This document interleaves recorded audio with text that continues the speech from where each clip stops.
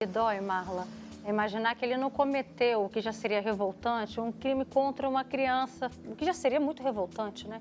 Mas a gente está falando de um bebê que era filha dele, né? Por mais que ele pensasse, não, até que provasse o contrário, a gente está falando de um bebê que era filha dele. Isso é de partir ainda mais o nosso coração. Marla, você que é mãe, eu que também, quem também está em casa agora acompanhando o Fala Espírito Santo. Obrigada, amiga. A gente vai continuar aqui no programa repercutindo esse caso, até porque quem está aqui nesse exato momento com a gente é a Rafaela Tavares, que é a tia da bebezinha, a tia da Maia. Obrigada, Rafa, pela sua presença aqui com a gente. Nossos sentimentos, pensar que tudo isso está acontecendo e você aqui indignada e revoltada com tudo que aconteceu. A gente agradece imensamente sua participação e sua confiança no nosso jornalismo. A gente também recebe aqui Luciana Infantini, psicóloga, e Camila Dias, advogada. Muito obrigada pela presença de vocês também. Rafa, conta pra gente. Ele era seu irmão de criação? Ele já havia dado sinais, existia esse traço na personalidade dele de ser uma pessoa agressiva a esse ponto? Boa tarde. Boa tarde. Então, desde criancinha, ele sempre foi um menino muito bom, muito bom. Cresceu, foi crescendo com a gente, foi criado com as minhas filhas. Então, assim, ele nunca demonstrou ignorância, nervosismo, nada disso, nada. Nunca. Cresceu 15, 14 anos, 20 anos, 20 não, 19 anos. Então, assim, ele nunca demonstrou isso. Mas tem 2 meses e meio, né, que eles vieram da roça para morar em Cariacica. E aí, de vez em quando eles iam lá em casa e aí eu via uma ignorância dele com a esposa, né? Aí eu ficava meio assim, não me intrometia nem nada. Não me intrometia nem nada. Mas eu ficava com aquilo guardado para mim. Mas, porque assim, com a gente, com todo mundo da rua, com todo mundo.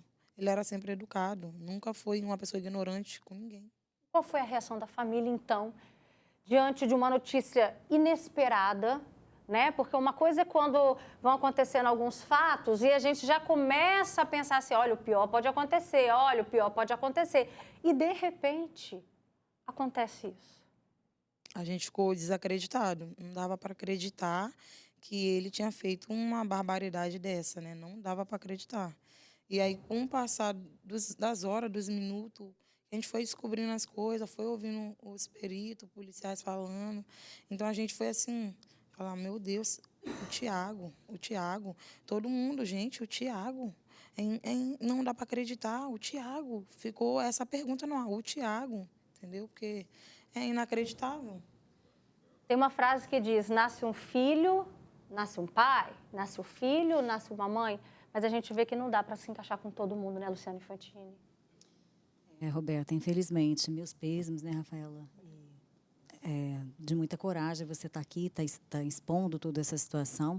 E a gente vê, né, Roberta, que ser pai e ser mãe é algo muito nobre, né? É algo que fala da preservação, do cuidado com a vida. E nem todos os pais estão preparados para essa tarefa, né? Então, é lamentável a gente estar aqui comentando isso, mas reforça, né, na sociedade essa questão da responsabilidade com a paternidade e com a maternidade, porque as crianças precisam disso, né? Elas são frágeis, elas precisam disso para crescer saudáveis, de pai e mãe que dê proteção e cuidado. E a gente tem visto, né, casos como esse que a família não é o ambiente que deveria ser de estar ali trazendo conforto, proteção e cuidado para a criança.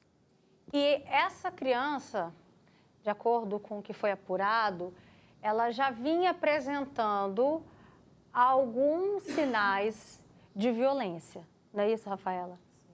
E que ninguém imaginava que pudesse ter alguma relação com o pai.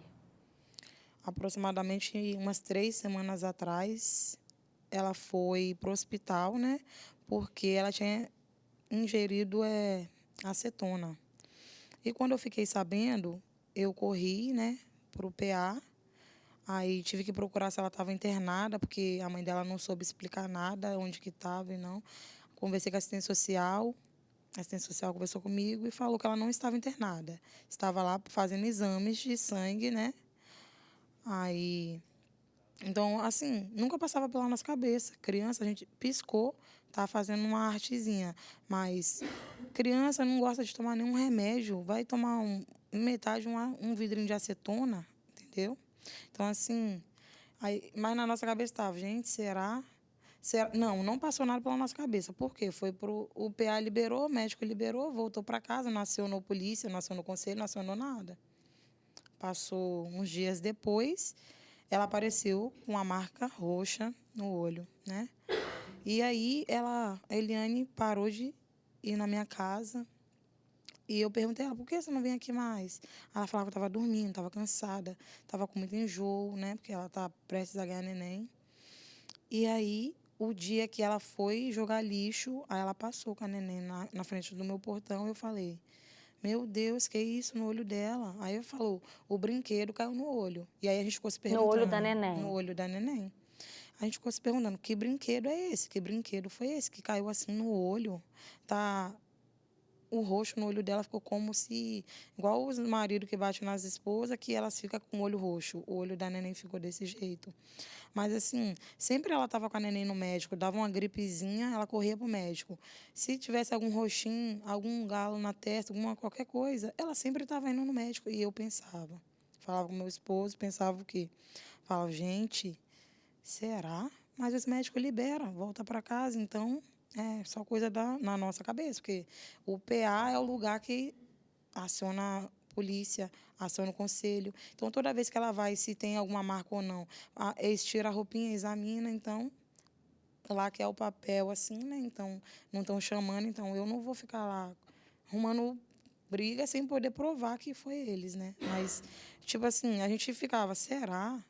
E a gente, assim, não tinha nada mais o que falar, porque falava, não, deve que foi sim um brinquedo, ou deve que foi sim uma queda mesmo, porque senão ela tinha ficado agarrada lá no PA, entendeu? Camila, muito se fala, né? Tem muita gente falando assim, essa mãe foi no mínimo conivente. A gente está acompanhando, né, o desenrolar de toda essa história, que teve esse final tão triste, tão trágico.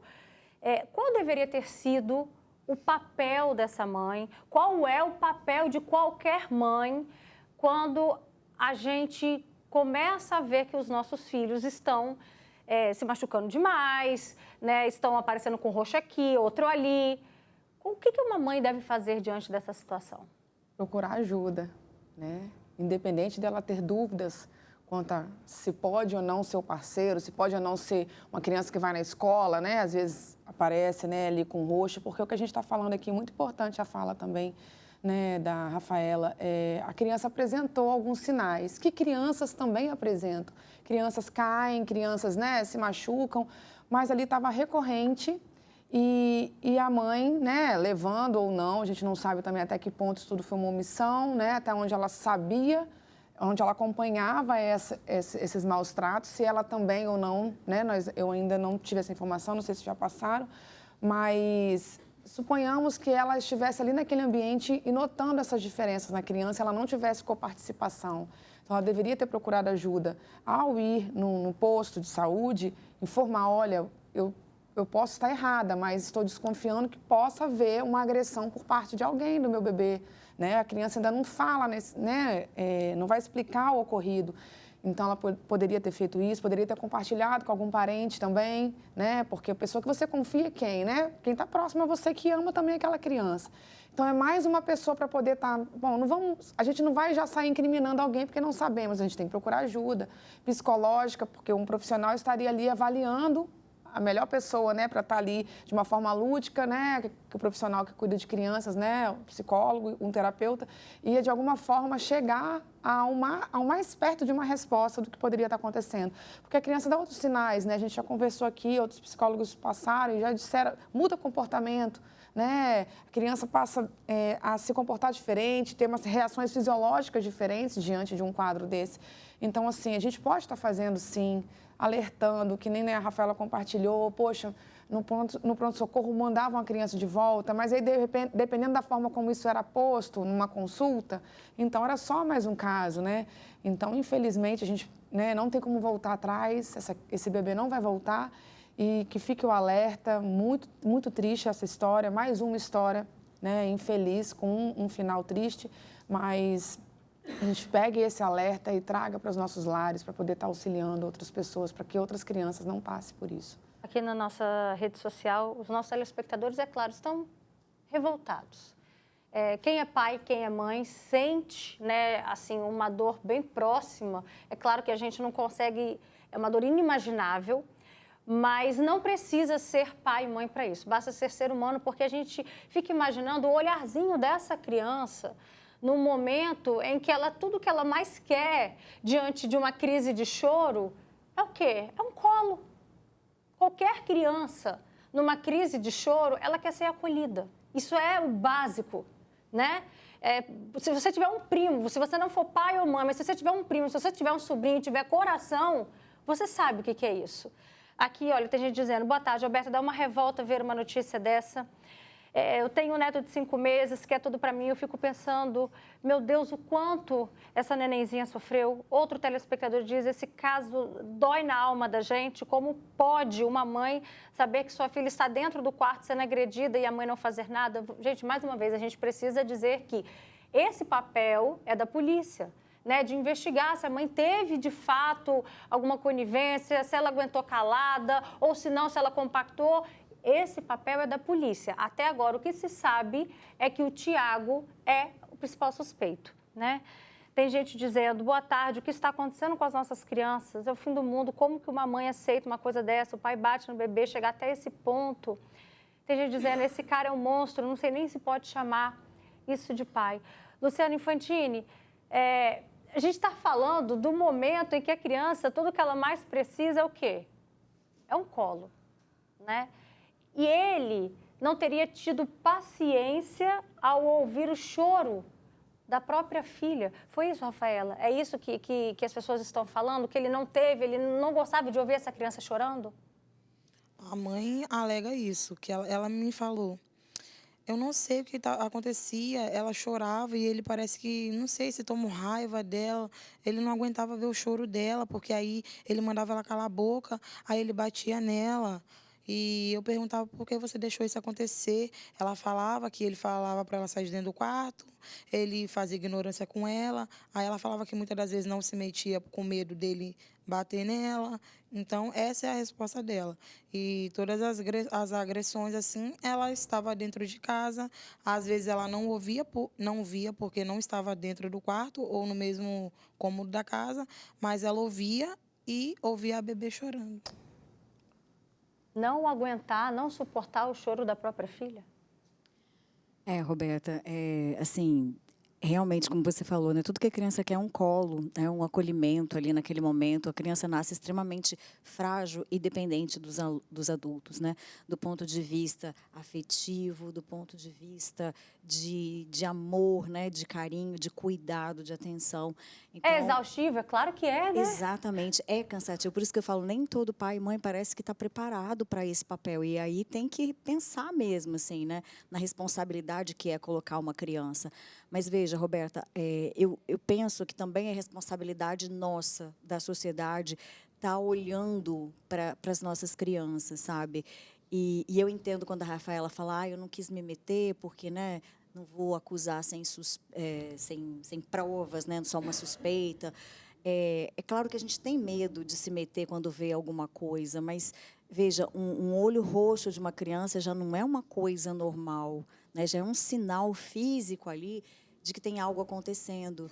E aí eu convido assim, a sociedade a realmente fazer, né, olhar com carinho, fazer até uma denúncia. O Conselho Tutelar não é esse monstro, né? Você pode falar melhor do que eu. Se realmente não acontecer nada, não vai ter implicações para os pais, mas a gente não sabe o que está acontecendo entre 4 paredes. Então, a gente vai começando a ver esses sinais, né? Um olhinho roxo, tomar um vidro de acetona não é uma coisa comum mesmo. A criança sente aquele cheiro horroroso. Por que ela ia beber? Então, são coisas assim que, se a gente está suspeitando, a gente pode, sim, fazer denúncia, sabe? Não dá para esperar a coisa chegar a esse ponto. Por mais que seja constrangedor, mas uma coisa que você falou aqui, que eu acho interessante que tem um ditado popular, né? Em briga de marido e mulher não se mete a colher. Não, tem que se meter, sim. Hoje em dia, a gente não pode esperar o pior acontecer. Então, em casos também que a gente suspeita desse tipo de coisa com crianças, vamos denunciar, vamos procurar saber o que está acontecendo, oferecer apoio a essa mãe, talvez esteja sendo ameaçada, né? A gente não sabe o que estava acontecendo, mas é importante, sim, a sociedade ficar atenta. E esse alerta que você está trazendo para a gente é muito importante, até porque esse ano a gente está aí, olha, presta atenção. Esse ano a gente ainda está no primeiro semestre, né? Segundo dados aí da Secretaria Estadual de Saúde, 10 crianças com idades entre 0 e 12 anos, de segurança pública, perdão, tá? De acordo com a Secretaria de Segurança Pública, 10 crianças com idades entre 0 e 12 anos foram assassinadas aqui no Espírito Santo. E no mesmo período do ano passado, foram 6 crianças, gente, olha só. Na semana passada, mãe e padrasto foram presos pela morte de uma bebê de 1 ano e 6 meses. A criança foi deixada já sem vida na unidade de pronto atendimento de Riviera da Barra, em Vila Velha. De acordo com a perícia, a menina tinha lesões no corpo com hematomas principalmente na região do tórax. Em março desse ano, a menina Maria Isis Vieira de Amorim, de 1 ano e 10 meses, morreu após dar entrada em um hospital de Colatina com sinais de violência em diversas partes do corpo. As acusadas pelo crime são Juliele Vieira de Amorim, de 25 anos, que é mãe da criança, e a companheira dela, Milena Carla Andrelino, de 27 anos. Elas vão a julgamento por tortura, estupro e homicídio. Em abril, uma menina de 8 anos foi espancada até a morte e o pai também é o principal suspeito. Esse caso aconteceu em Cariacica. O motivo do crime? Ana Vitória Silva dos Santos recebeu um bilhete da escola porque não fez o dever de casa. O pai, bastante irritado, levou a menina até o quarto e bateu nela até Ana Vitória não aguentar. A gente está aqui conversando nos bastidores e a gente não consegue entender como é que pode uma pessoa adulta, madura, com capacidade de pensar, capacidade intelectual de pensar o seguinte: é claro que se eu jogar esse copo no chão, ele vai quebrar. Como que a pessoa tem força? Como é que a pessoa dá... Que raiva é essa que está dentro dessa pessoa a ponto de matar a própria filha? Sabe? De maneira tão cruel, de maneira que, assim, que você sabe, você vai sentindo tudo o que está acontecendo. É revoltante. A gente está revoltado, os nossos telespectadores também.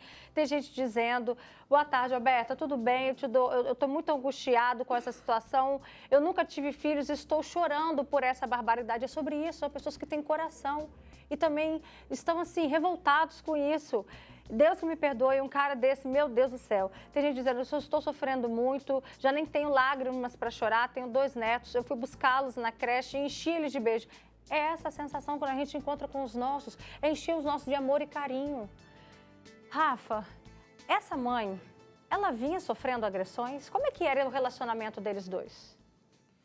A gente não conseguia ver muito como que era esse relacionamento, porque a gente quase não via os dois juntos lá em casa, porque a gente nunca foi sair todo mundo junto com eles, nem nada.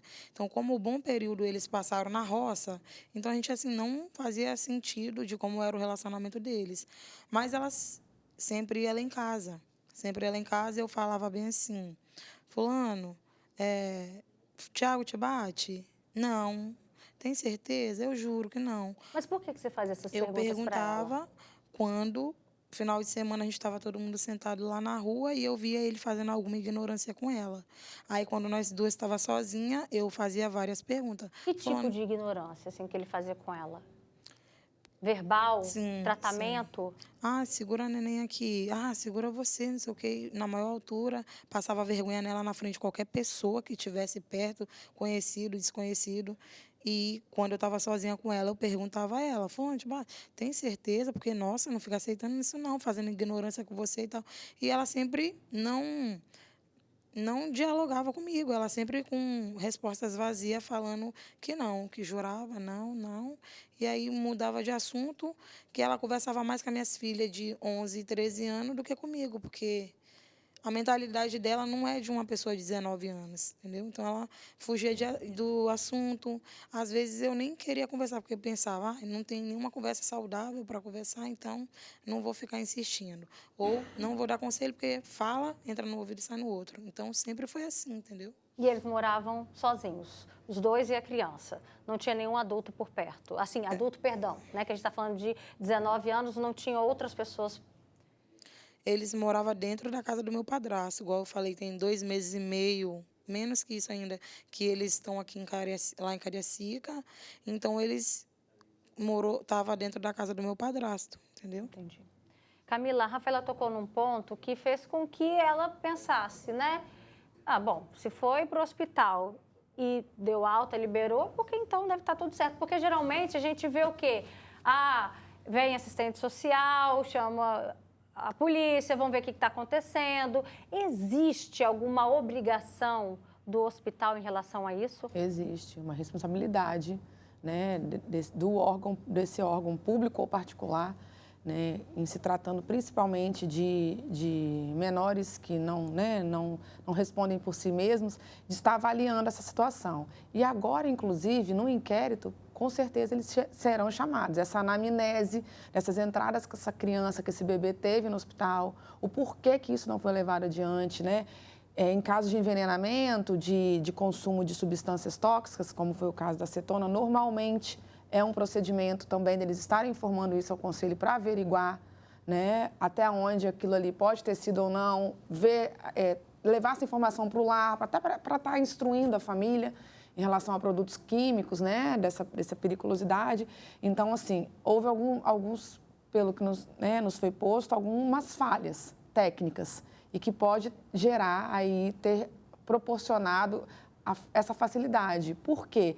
Não é que a gente não sabe se caso tivesse sido alertado, se o conselho tivesse tido um olhar ou tivesse feito uma denúncia, de repente, que a gente também não sabe, não consegue prever, esse pai, né, que cometeu aí muito provavelmente esse crime, tivesse com algum receio, medo, pensado 2 vezes antes. Porque uma coisa é você estar desmedido, fazer sem ninguém estar se sentindo nesse poder, né, que não existe, mas sabendo que tem um olhar, que tem um órgão, que tem alguém em observação quanto a isso, poderia ser que ela não estivesse nessa estatística agora.